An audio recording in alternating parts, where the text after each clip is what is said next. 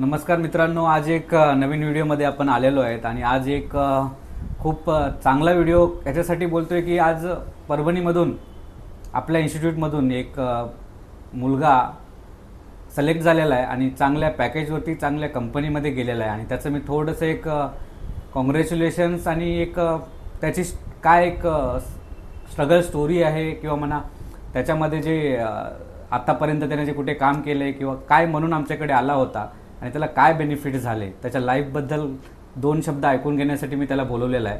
त्याचं सिलेक्शन झालेलं आहे एका ठिकाणी. मी पहिल्यांदा त्याला कॉंग्रॅच्युलेट करू इच्छितो. त्याचं सिलेक्शन आता सिनियर रिलेशनशिप मॅनेजर म्हणून पिरामल कॅपिटल अँड हाऊसिंग लिमिटेडमध्ये सिलेक्ट झालेलं आहे पुणे बेस्ड लोकेशनसाठी. आणि आज त्याला मी बोलवलेलं आहे माझ्या ऑफिसमध्ये. त्याला मी बोलवतो, गौरव म्हणून आलेला आहे आपल्याकडे. त्याला कॉंग्रॅच्युलेशन करण्यासाठी मी बोलवतो. माझ्यासोबत दीपक परिहार आहेत, आमच्या इन्स्टिट्यूटचेच सोबत माझ्या जे आहेत, त्यांनी हेल्प केली थ्रू आउट द प्लेसमेंट बघतात ते. सो गौरव आहे, त्याचं आज जॉईनिंग लेटर आलेलं आहे आणि फर्स्ट सिलेक्शन माझ्या इथून आलेलं आहे, फर्स्ट बॅचमधून हे. आणि त्याचं मी एक छोटीशी गिफ्ट म्हणून त्याचं एक कॉंग्रॅच्युलेशन करतो. आणि गौरवसोबत एक 2 गोष्टी बोलण्यासाठी मी त्याला बसण्याची पण विनंती करतो. बस गौरव. सो पहिल्यांदा Gaurav, congratulations. Thank you sir. Thank you sir. So Gaurav, basically काय वाटतं आज तुला एका चांगल्या कंपनीमध्ये? तुझ्या मनात काय आहे? कंपनी असो किंवा तुझ्या जॉईनिंग डेट आलेली आहे, आज लेटर आलेलं आहे, सॅलरीज वगैरे तुझी काय इफेक्ट आलेला आहे? काय बोलशील 2 गोष्टी तुझ्या सांगायचं झालं तर? सर सांगायचं म्हणजे असं आहे की मला तर म्हणजे विचार पण नव्हता माझ्या मनात की मी पुण्याला जाऊन काम करू शकेल. कारण की माझं शिक्षण त्या याचं नाही आहे. कारण की माझ्या मित्र जे काही लहानपणापासून ते आत्तापर्यंत जे काही बघितलेलं आहे मी, तर ज्यांना इंजिनिअरिंग केली, डॉक्टर केले, तेच मुलं कसं आहेत बाहेर देशात जातात, बाहेर मोठ्या शहराला जातात, मेट्रो सिटीला जातात, काम करतात. तर मी अपेक्षासुद्धा केली नव्हती की बा आपण पण मोठ्या सिटीला जाऊन काम करून चांगले पॅकेजवर काम करायला म्हणजे जाऊ शकतो आपण. तर ते शक्य झाले, ते फक्त तुमच्यामुळे झाले, आपल्या इन्स्टिट्यूटमुळे झाले. सो गौरव, तुझं मला एक जस्ट विचारायचं होतं की अगोदर तू काय करत होता? जरा सगळ्यांना, मला तर माहिती आहे आपण दोघांनी या लास्ट 15 डेजमध्ये खूप काही बोलणं झालं आहे, कशा पद्धतीने जॉईनिंग झाली, काय झाली ते तर माहितीच आहे. मला जस्ट विचारायचं, तुझे अगोदर काय करत होता तू? आणि तुला इतके दिवस तुझं कधीपासून तू करिअर स्टार्ट केलंस? काय तुझे काय पॉईंट ऑफ व्ह्यू काय आहे करिअरबद्दल तुझा? सर सांगायचं एवढंच आहे की मी 2014पासून जशी माझी 12वी झाली त्यावेळेसपासून मी सुरुवात केली माझ्या म्हणजे करिअरची. तर ते असं होतं की L&T फायनान्सची माझी एक पहिली सुरुवात होती सर. माझं शिक्षण तेव्हा नेमकीच 12वी वगैरे झाली होती आणि डिग्री काही नव्हती माझ्याजवळ. तर बॅक ऑफिस म्हणून एक सरांनी संधी दिली, ते मी केली. त्याच्यानंतर मग चालत 10 वर्ष झाले मी पण एक जास्त नाही पण थोडेफार का होईना एक आलो आहे पुढं जे काय होईल. पण माझ्याकडं म्हणजे सांगायचं एवढंच आहे की मला अपेक्षासुद्धा नव्हती की मी पुढं चालून की तुम्हाला जसं तुम्हाला भेटून मला वाटलंसुद्धा नव्हतं की मला बाहेरगावी जाऊन पण एवढं पण डेव्हलपमेंट माझ्या याच्यात होऊ शकते आणि पॅकेज मला माझ्या याच्यानुसार भेटू शकते. गौरव, एक आता मला एक सॉरी तुला कट करतोय, पण मला एक विचारायचं होतं की आज मी खूप मुलांना भेटतोय. मुलांचे विचार असे आहेत की सर परभणीमध्ये बघा, नांदेडला बघा, पण तू स्वतःहून माझ्याकडे आला की सर मला पुण्याला जायचं आहे. तू एक म्हणजे कशामुळे तू डिसाईड केलंस की तिकडे म्हणजे जाण्यात फायदा आहे काय, असं तू कशामुळे विचार केलास? कारण काय तिकडे जायचं तुझं? सर कसं आहे सर, माझ्या पण म्हणजे मला जेव्हा मी इथे आलो माझ्या मित्राकडून मला कळालं इन्स्टिट्यूटबद्दल तुमच्या माहिती, त्यावेळेस मी इथं आलो आणि त्यावेळेस मी तुम्हाला जेव्हा भेटलो आणि तुम्ही जे मला तुमच्याबद्दल लाईफबद्दल जे सांगितले, तुमचे जे टर्निंग पॉईंट किंवा चेंज झाले काय झाले, त्यानंतर मी जे इन्स्पायर झालो, तुमच्याबद्दल अट्रॅक्ट झालो त्या इन्स्टिट्यूटमध्ये तुमच्या माहिती सांगण्यानुसार, त्याच्यानंतर माझा ते निर्णय ठरला आणि मी विचार केला की बाबा आपल्या परभणीत तर असं काही संधी नाही कुठं की आपण पुढं जाऊ शकतो की लाईफमध्ये म्हणजे हे काय घेऊ शकतो काय असं.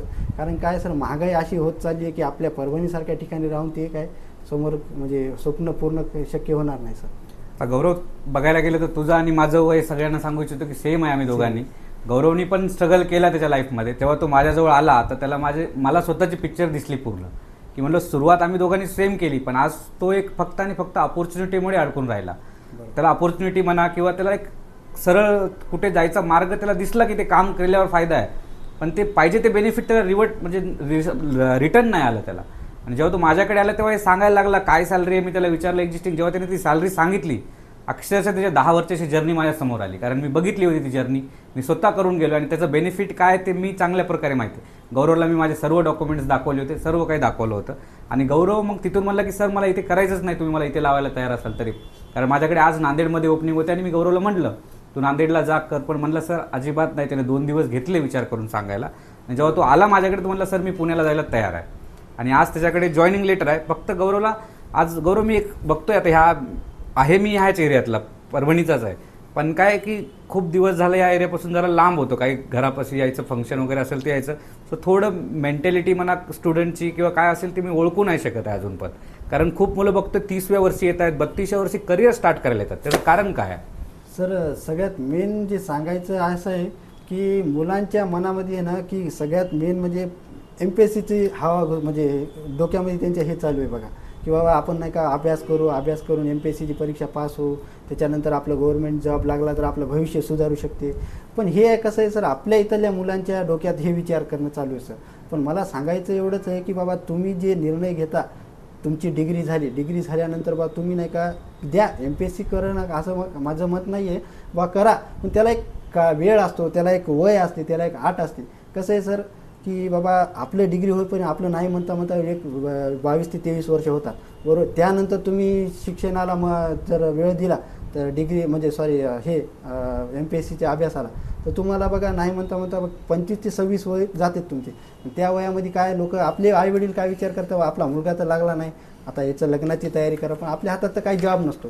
तर आपलं म्हणणं हेच आहे बाबा तुम्ही जे वेळ तिकडं वाया न घालता तुम्ही इकडची पण एक संधी घ्या. कसं आहे वेळ एकदा निघून गेली ना पुन्हा येत नाही सर. गौरव, हे वेळ निघून न जाण्याचं कारण हे होतं की बाबा काय वाटतं मुलांना बँकेत जॉब भेटणं एवढं डिफिकल्ट वाटत होतं मुलांना.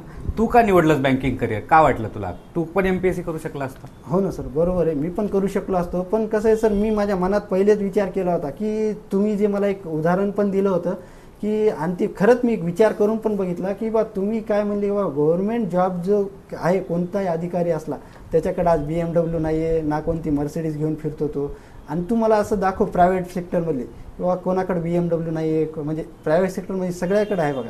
म्हणजे मोठ्या मोठ्या गाड्या असतील किंवा बाहेर देशात जाणारी संख्या असतील. तुम्ही जे मला जे उदाहरण सांगितले त्यानंतर मी खरंच खूप विचार केला त्याबद्दल आणि त्याच्यानुसार मी एक निर्णय घेतला होता सर बाहेरगावी जाण्याचा. आता बघायला गेलं तर तू जे गाड्यांचे सांगितलं सगळ्यांना एकच आहे की पहिल्या दिवशी या गोष्टी तर भेटणार नाही. मी पण तुला सांगितलं की त्याचं खूप मोठा आज तुम्ही बिझनेस हेड, झोनल हेड म्हणा किंवा नॅशनल हेड किंवा रिजनल हेडपर्यंत पोहोचायला लागेल त्या गोष्टीसाठी. कोणताही जॉब बरोबर आहे, तू बोललास तसं की गव्हर्नमेंटचे लोक तयारी करतायत, हे करतायत. मी तुला आलो तेव्हा पण सांगितलं. तुझेच मित्र माझ्याकडे आले होते, तुला पण माहिती आहे त्यांचं वय काय होतं आणि मी त्यांना काय उत्तर दिलं की बाबा तुमचा आता टाइम निघून गेलेला आहे, काय असेल तर मी सांगू शकतो. तुझं करण्याचं कारण आहे की तुझ्या पाठीमागे 10 वर्षाचा एक्सपिरियन्स लागला होता. भलेही तुला तिथे सॅलरी कमी असेल, काही असेल, आज मी तुला दिलं, काय सॅलरी दिली तुला चांगल्या प्रकारे माहिती आहे. त्याच्यात तुला वाटतं की परभणीमध्ये ती सॅलरी भेटायला अजून किती टाइम लागला असता? सर मला नाही म्हणता एक 1.5 ते 2 वर्ष तरी गेली असती माझी त्या सॅलरी भेटेस तर ते अजून. म्हणजे तू हे पण विचार केला की बाबा आज जर मला ह्यांच्या मार्फत जर मला ही सॅलरी आत्ता भेटायली तर मी उद्याच्याला भविष्यामध्ये 1.5 ते 2 वर्षानंतर कुठे जाईल. तेच एका मुलांना पण तेच सांगायचं होतं की बाबा राईट टाइमला तुम्ही डिसिजन घेणं खूप जरुरी आहे. मग सगळ्यांना आतापर्यंत प्रत्येक मुलगा येतो त्याला एकच सांगतो की तुम्ही राईट टाइमला डिसिजन घ्या. तुम्ही करिअरमध्ये काहीही करा, मी म्हणत नाही की बँकिंगच करिअर निवडा, काहीही करा, पण तुम्ही टाईमवर डिसिजन घ्या. तुझ्यासारखे मुलं आहेत त्यांना कळतंय की आता आपण चुकलो, थोडं लेट झालं बाहेर निघायला, पण तू जेव्हा आलास माझ्याकडे अक्षरशः वाटलं की चला माझी 2 गोष्टी ऐकून तुला वाटलं की बाहेर निघाल्यावरती काहीतरी बनण्यासारखं आहे. तुझ्याच आजूबाजूच्या लोकांचे मी तुला एक्झाम्पल दिले, कुठे कोण आहे आणि काय आहे, गौरवला मी दाखवले. आणि त्याच्यामुळं तुला वाटतं आता पुढे जाऊन तुझ्या लाईफमध्ये काही बदलाव येईल पुण्यामध्ये करिअरमध्ये. जसं तू 10 वर्ष परभणीत दिलेस, तू 10 वर्ष पुण्यात दिलेस, तर सेम असतील का काय बेटर वाटतील? सर बेटर म्हणजे काय, मी विचारसुद्धा करू शकणार नाही की माझं एक भविष्य खूप ह्याच्यात होईल. म्हणजे प्रायव्हेट सेक्टरमध्ये जर तिथं मेट्रोसारख्या ठिकाणी गेलो तर खूप काही बदल होतील, खूप काही मोठ्या गोष्टी घडतील माझ्या आयुष्यात. मी जे काही आत्तापर्यंत जे काही 10 वर्ष इथं घालवले त्या 10 वर्षामध्ये तिथं जर गेलो मी तर खूप असं मोठे एक म्हणजे अपॉर्च्युनिटी येतील मला. त्याच्यानंतर मोठ्या कंपनीमधून कॉल येतील असं. आणि तुला बस माझ्या रिगार्डिंग एक प्रश्न जर मुलांच्या मनात आहेत खूप सारे की या इन्स्टिट्यूटमध्ये गेल्यावर जॉब लागेल की काय होईल, तर मला जस्ट विचारायची की पूर्ण तुझ्या प्रोसेसची जर्नी तू 1-2 सेकंदात सांगायचं झाली तर काय सांगशील? तू आल्यापासून किती दिवसामध्ये तुला ऑफर आली? मी बोलतो सगळ्यांना 90 दिवसाची ट्रेनिंग आहे माझ्याकडे. पण तुझी जर जर्नी सांगितली 7 days 8 days आणि तुला माझ्याकडे इन्स्टिट्यूटमध्ये माझ्या टीमकडून काय हेल्प भेटली, तुझं सांगायला गेशील 1-2 सेकंदामध्ये काय सांगशील? सर सांगायचं म्हणजे एवढंच आहे की मी इतकी फास्ट सर्व्हिस कुठंच बघितली नाही, की ज्या वेळेस आलो तुम्ही तुमच्याशी संपर्क केला, बोललो, त्याच्यानंतर दुसऱ्या दिवशीच मी ॲडमिशन केलं आणि ॲडमिशन झाल्यानंतर तुम्ही जो शब्द दिला होता मला की 7 ते 8 दिवसात तुझ्या हातात ऑफर लेटर असतात आणि ते शक्य झालं सर तुमच्यामुळं. बाकी आता जस्ट तू आलायस, तू जॉईन झालायस, तुला सगळी एंड टू एंड प्रोसेस माहिती आहे. तुझ्यासोबत एक काय म्हणतात ते असं नाही आहे की मी तुझ्यापेक्षा मोठा आहे किंवा तू माझ्यापेक्षा लहान आहे, मी तुझ्या सेम वयाचा आहे. तुम्हाला सर नाही म्हणलंस तरी चालेल. तर मी नाही कधी पण बोललोय कॉल कर, इन फ्युचर पण लागलं तर त्या ठिकाणी. आणि दुसरं एक मला फक्त एवढं विचारायचं की तू बाकीचे जे आहेत आता मुलं जे आता यंग क्राऊड पास होऊन येणार आहे किंवा आधी ऑलरेडी 2 वर्ष 3 वर्ष झाले जे एकदम बॉन्डीवर आहेत वयाच्या, त्यांना एक मेसेज तुझ्या मार्फत द्यायचा, कारण तू जे स्ट्रगल केलेस 10 वर्षात परभणीत राहून. कारण मी बघतोय मुलं माझ्याकडे येत आहेत पण मी त्यांना लावू नाही शकत आहे बिकॉज ऑफ वयाच्या प्रॉब्लेममुळे. तर त्या मुलांना सांगशील काय? माझं त्या मुलांना फक्त एवढाच एक संदेश देऊ शकतो की बाबा तुम्ही वेळ वाया घालू नका. जो काय निर्णय का तो एकदम पटकन घ्या, कारण की आयुष्यामध्ये जो वेळ गेलाय का तो पुन्हा येत नसतो. हा माझा एक संदेश आहे बघा मुलांसाठी. नक्की गौरव, आणि तुला पुढच्या तुझ्या करिअरसाठी शुभेच्छा. Thank you sir. आणि पुढे तू काही हेल्प लागली तर आमच्या इन्स्टिट्यूटला मला म्हण किंवा माझ्या टीमला म्हण, तुझ्या सगळ्यांकडे नंबर आहेत तुझ्याकडे, कधीही कॉल कर. आणि all the best. Thank you sir. Thanks. Thank you Gaurav. Thank you. Cross placement opportunities भी है हमारे पास में और आपको हमेशा ही हमारी तरफ से सपोर्ट मिलेगा, एलुमनाई सपोर्ट भी है. तो कभी भी आप जाएंगे ज्वाइन करेंगे, उसके बाद भी सभी स्टूडेंट्स के लिए हमारे पास में पोस्ट प्लेसमेंट सपोर्ट भी है जो भी वो ज्वाइन करने के बाद हम देते हैं. Thank you sir. Thank you.